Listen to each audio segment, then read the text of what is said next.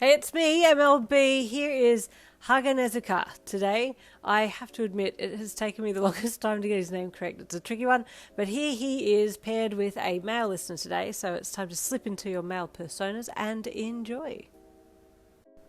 Moving from one village to another was always a pain, but you bore it because you had to. If they caught you, you'd be done for. But you felt like this village would be different. It was high up in the mountains, and so far, no demon had ever found the place. You felt like this might be your forever home. The horse-drawn cart bounced along with you in the back, blindfolded and surrounded by all of your handiwork. Your name had spread far and wide as one of the best swordsmiths in Japan, and you wore that title with pride. But with such a title comes jealousy and hatred, and you'd been hunted by demons and men alike. Some wanting to kill you because they just wanted to take your place, and others wanting to kill you so that you couldn't make the blades that would someday kill them. It was a dangerous job. Aside from that, you'd never been married. You told people it was because you didn't want to put anyone in danger. If men and demons were after you and you had a lover, that person would surely end up in the crosshairs. If they couldn't take you down directly, then they could take down your lover, and that would get to you.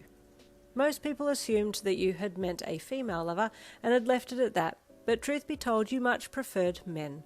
But so far, you'd never found another man who shared your passion for forging swords, as well as your passion for the same sex. You sighed as the cart continued on down the road. Who knew? Maybe there was someone at this new village who would understand you.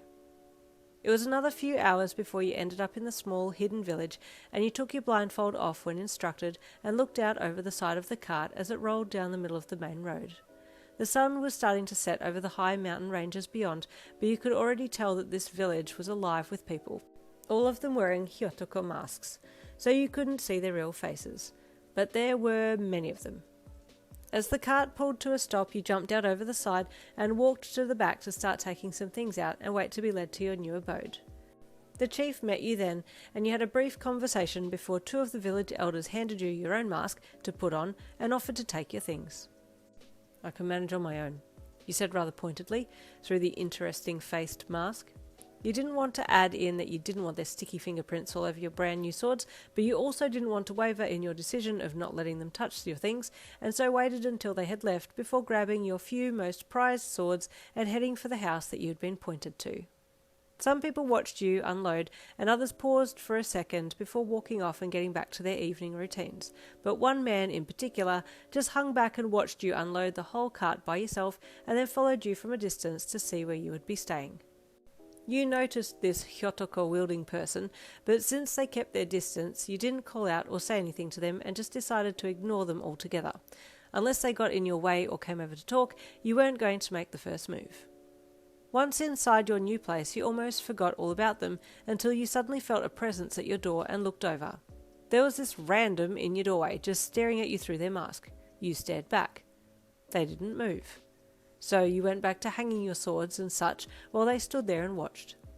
They would have been fine to stand there and watch, but they made the fatal mistake of stepping into your house and you swung around to confront them. You step in here without even so much as a hello and disrespect my space. Get out, you snapped. This person was taken aback a little and quickly stepped back across the threshold, but didn't leave. Angered, you took your mask off and glared at them, hoping that by revealing your face and your facial expressions you could let them know without a shadow of a doubt that you didn't appreciate them being there. They looked at you and then took their own mask off as well, and your facial expressions changed. I mean, it was one thing to get angry at someone, but when that someone looked like a demigod, it was hard to hold the same anger, you know? Your face softened a little. Come and see my swords, this demi-human man-god-looking person said, then jammed the mask back onto their face and turned and stormed out of your house. What the hell? You thought, suddenly realising that if you didn't follow straight away, you wouldn't know where to go, so you had to up and run out of your house after them, leaving your swords strewn all over the place. You followed this man silently, watching his back while he walked ahead of you, and imagining just how big his muscles were under that robe. Jeez, talk about meeting the hottest guy in the village on the first day. You were led to a house at the other end of the village, and you entered when you were directed to.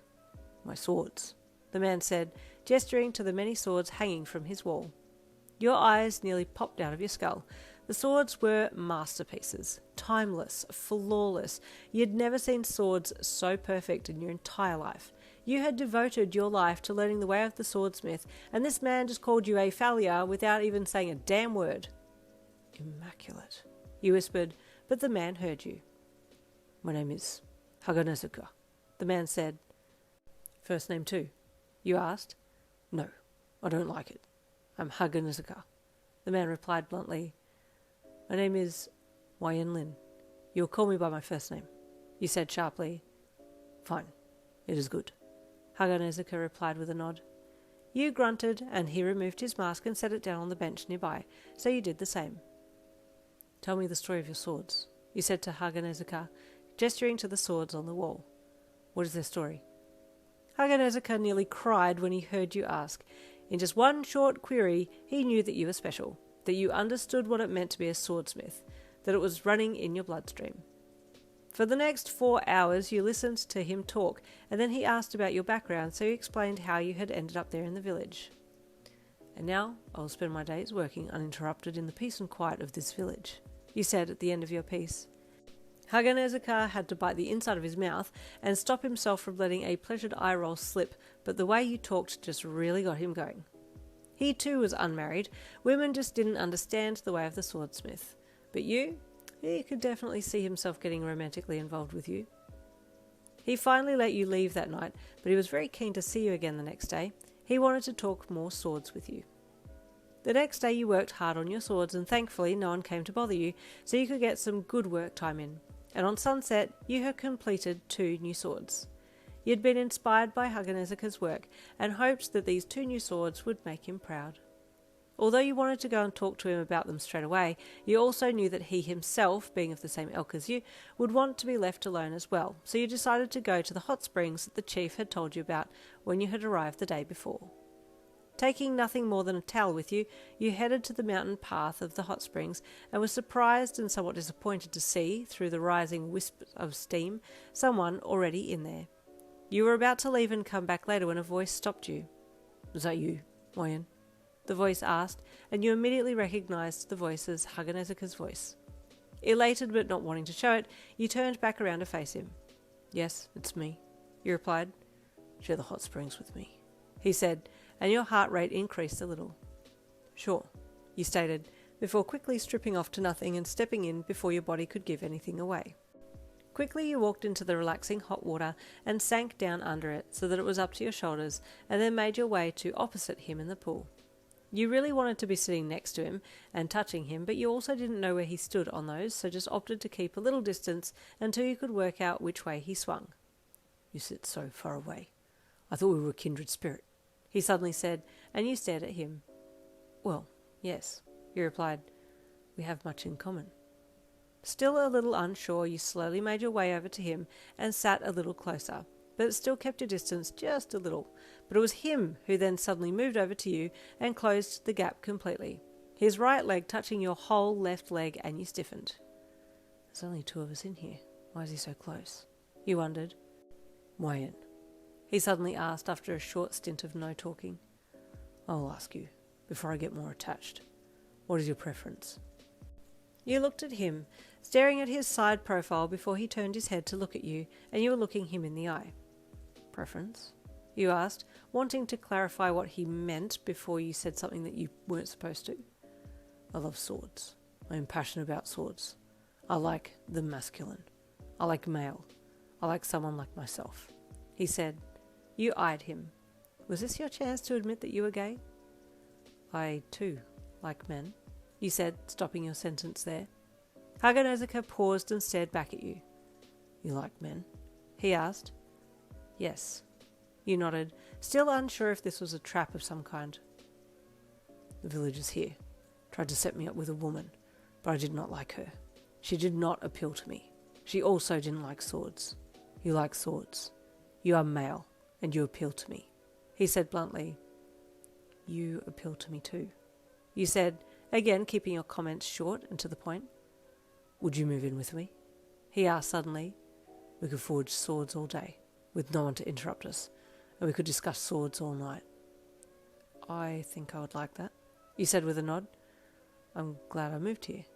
I would never had guessed that I would meet my perfect match here. I too am glad. Now I have someone to talk swords with, as well as someone to share my passion with," he said, his leg still pressed to yours. "Agreed," you said with a nod. "I will gladly do both."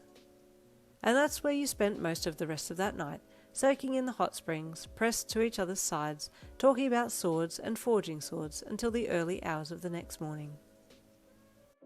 And there it is. It's just a sweet little one-shot about them meeting. I hope you enjoyed it, even though it was, like I say, short, but it was like 10 minutes. Anyway, next week, more Demon Slayer. We're coming to the end of the wrap-up sheet for the Demon Slayer one-shots, and then I will be moving on to Jujutsu Kaisen.